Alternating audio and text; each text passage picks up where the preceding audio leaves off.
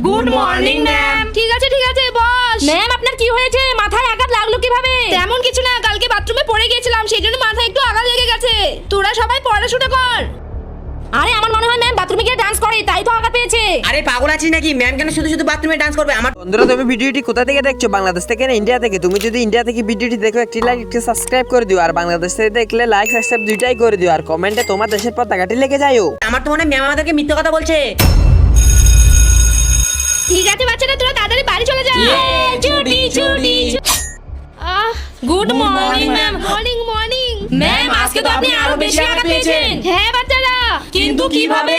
আরে আমি ওই রাস্তায়, না আমার কিছু হয়নি, বয়রা তুই মনে হয় আমাদেরকে ঠিক কথাই বলছিলিস, ম্যাম আমাদেরকে মিথ্যে কথা বলছে। ম্যাম আপনি একটু অফিস রুমে আসুন তো। আরে ম্যাম আপনার কি হয়েছে? আরে স্যারকে আমি এখন কি করে বলবো? কিছু হয়নি স্যার, এমনি এমনি আবার কিভাবে? হ্যাঁ স্যার, সেটাই তো, ম্যাম আমাদের কিছুই বলছে না। আরে কেন বলবে না? ম্যাম কি হয়েছে বলুন। আসলে স্যার আমি নতুন স্কুটি চালানো শিখছি, আর রোজ কোথাও না কোথাও অ্যাক্সিডেন্ট করে ফেলছি। কি?